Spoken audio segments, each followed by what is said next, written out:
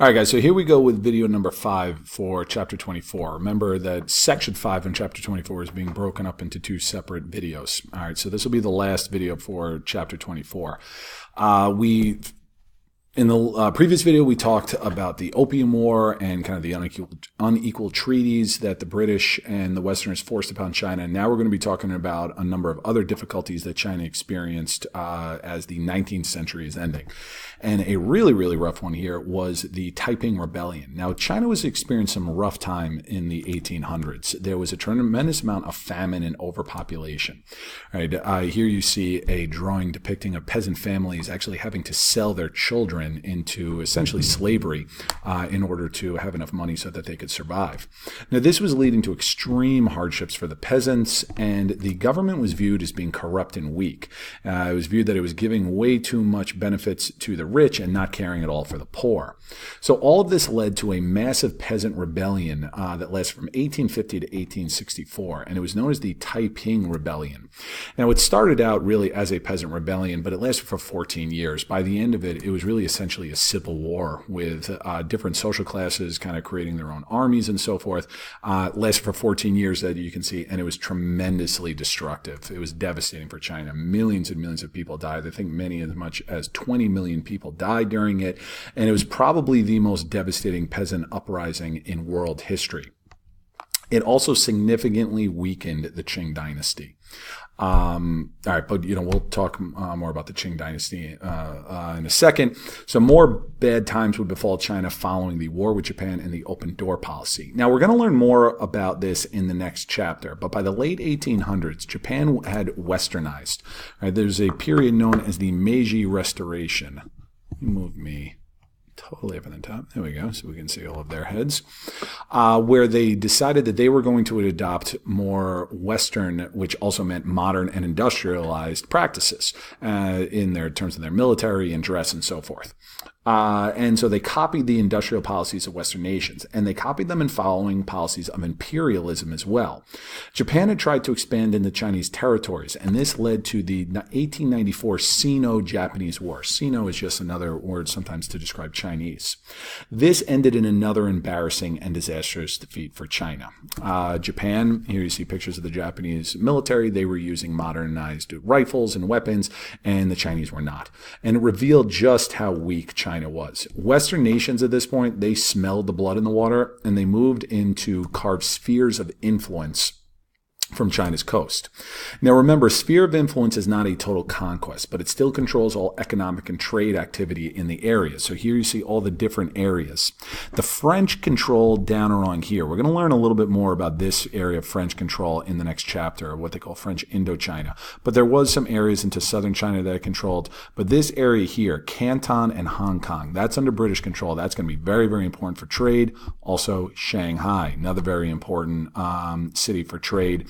You got Russia involved over here. You got the Japanese controlling the Korean peninsula. Even Germany in red here decides to get in on it.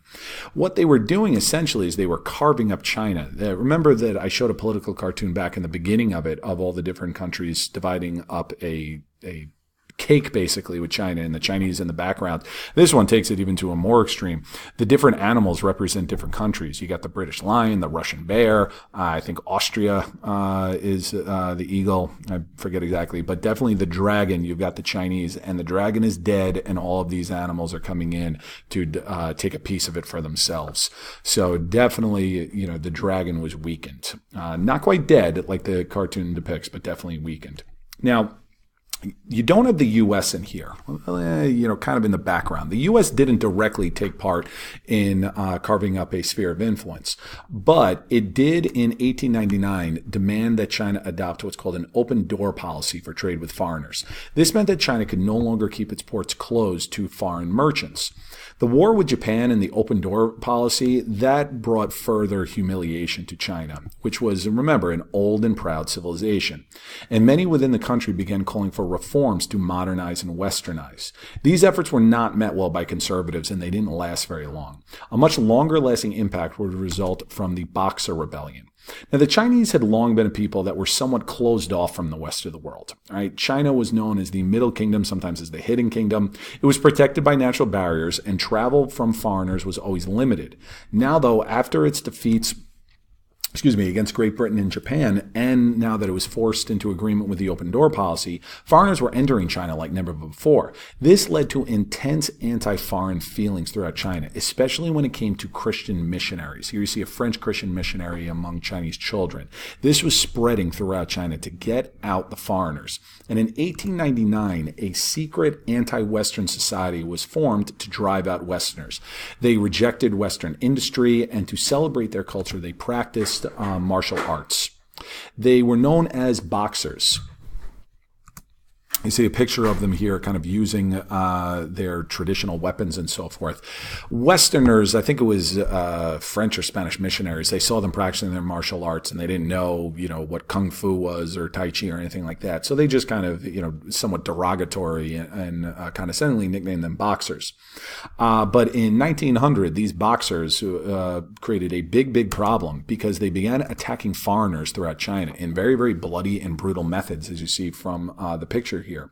In response, a multinational force was created to put down the rebellion. This coalition, it included a number of people. You've got the British, you've got the Americans, you've got German, Indian troops are there. Obviously, they were part of the British Empire. You got Austria, Russia's in there, and you also have Japanese troops in here. So the Japanese, they were trying to associate themselves more with the industrialized West than they were with their Asian neighbors. Basically, it was everybody who had a sphere of influence who had economic interest in China. Now, following the rebellion, there were more calls for reform, and eventually this leads to the Chinese Republic. Reformers wanted to both westernize and strengthen China, and they wanted to do this with the government. What they called the three principles of the people.